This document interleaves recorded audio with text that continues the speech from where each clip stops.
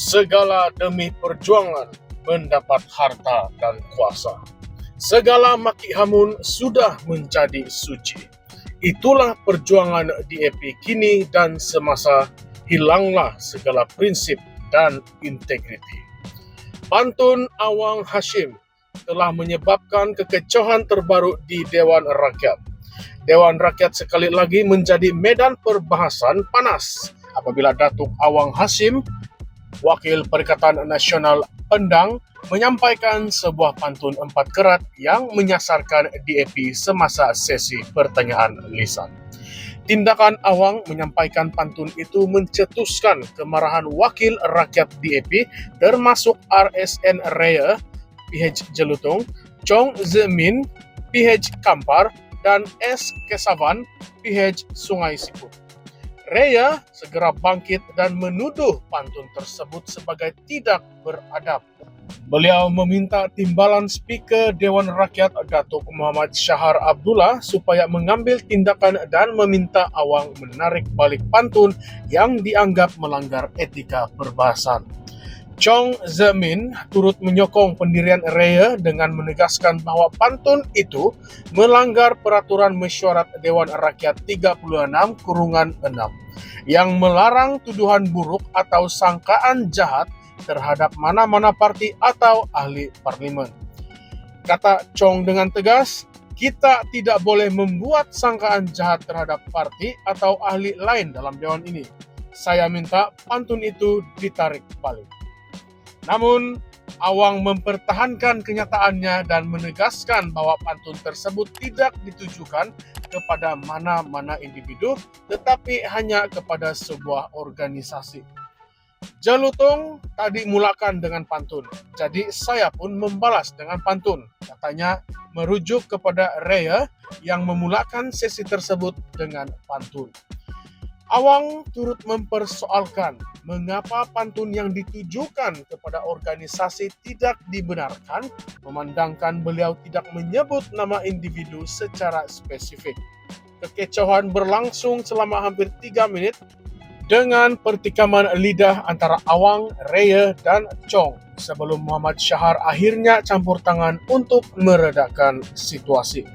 Timbalan Speaker menjelaskan bahwa pantun tersebut tidak melanggar peraturan secara langsung karena ia tidak menyebut nama individu secara spesifik. Saya harap kedua-dua pihak ambil ini dengan lebih tenang dan berobjektif. Maksud Pendang hanyalah menyampaikan pantun, bukan ditujukan kepada mana-mana pihak secara khusus, katanya. Muhammad Shahar kemudian meminta Awang meneruskan soalan tambahan yang ingin dibangkitkan dan menutup perdebatan berkenaan. Insiden ini mencerminkan ketegangan yang semakin kerap berlaku di Dewan Rakyat. Pada 25 November lalu, Awang Hashim juga mencetuskan kontroversi apabila beliau diarah keluar oleh timbalan Speaker Alice Lau selepas berdebat tentang penggunaan bahasa Cina pada papan tanda di kawasan awam. Pertelingkahan itu melibatkan tuduhan terhadap pihak kerajaan kerana membenarkan penggunaan bahasa selain bahasa Melayu pada papan tanda rasmi, yang menurut Awang bertentangan dengan semangat kebangsaan. Perdebatan itu juga menyaksikan campur tangan beberapa wakil rakyat yang menuduh Awang mempolitikkan isu budaya untuk meraih sokongan politik. Kontroversi terbaru ini sekali lagi membuka persoalan tentang peranan pantun dalam perbahasan politik. Walaupun pantun sering dianggap sebagai elemen budaya Melayu yang dihormati, penggunaannya dalam Dewan Rakyat terutamanya dengan niat menyindir menimbulkan persoalan tentang kesesuaian dan adab. Raya sebagai individu yang memulakan sesi dengan pantun menyatakan bahwa beliau tidak menyindir mana-mana pihak secara langsung, namun pantun balas daripada Awang dianggap melanggar norma perbahasan profesional. Perdebatan ini juga menonjolkan jurang besar antara pihak kerajaan dan pembangkang dengan masing-masing sering menggunakan ruang perbahasan untuk menyerang pihak lawan secara retorik. Persoalan besar yang timbul adalah adakah pantun sebagai alat seni budaya sesuai digunakan untuk tujuan sindiran politik. Sebahagian pihak mungkin berpendapat bahwa pantun adalah cara kreatif untuk menyampaikan message secara berlapik, tetapi pada masa yang sama ia boleh dilihat sebagai provokasi yang tidak menyumbang kepada perbincangan dasar yang lebih bermakna. Apakah Dewan Rakyat perlu mengenakan garis panduan lebih tegas terhadap penggunaan bahasa dan pendekatan dalam perbahasan? Di pihak Awang Hashim, tindakan beliau mempertahankan pantun itu menunjukkan pendirian tegas terhadap kritikan yang dilemparkan. Bagi beliau, pantun itu bukanlah satu serangan tetapi sekadar respon kepada pantun yang dilontarkan sebelum ini. Namun, ini menimbulkan persoalan. Jika pantun sebagai sindiran diterima, di manakah hadnya?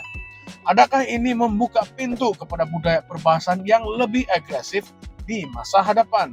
Selain itu, perlu dilihat bagaimana DAP menjadi subjek sindiran dalam pantun Awang.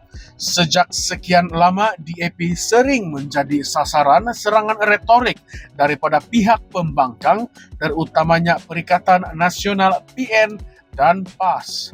Adakah ini sebahagian daripada strategi politik PN untuk terus mengaitkan DAP dengan isu integriti dan moral bagi meraih sokongan khususnya dalam kalangan pengundi Melayu?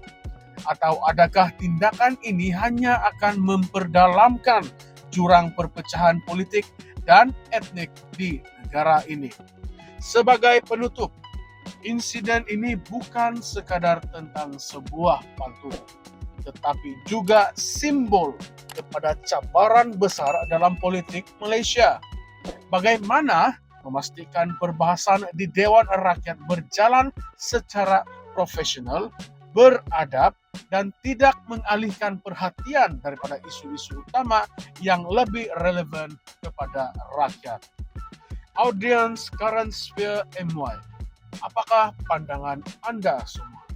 Adakah pantun sindiran seperti ini wajar menjadi sebahagian daripada budaya politik kita, atau ia melanggar etika perbahasan? Adakah tindakan seperti ini sebenarnya memberi gambaran tentang realiti politik Malaysia pada hari ini? Tinggalkan komen Anda di bawah dan jangan lupa untuk like, subscribe, serta tekan lonceng notifikasi untuk terus bersama kami dalam membedah isu-isu semasa. Sekian sahaja untuk video kali ini. Jumpa lagi di video akan datang. Sekian, terima kasih.